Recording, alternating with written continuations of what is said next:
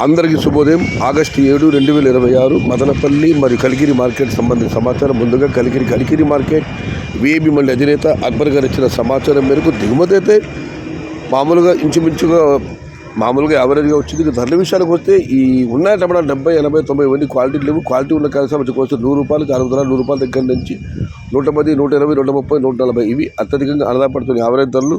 Top and top క్వాలిటీని బట్టి ₹150 దగ్గర నుంచి ₹170. Today Kalikiri market tomato small box ₹100 starting rate, ₹150 ending rate, top and top ₹160 to ₹170.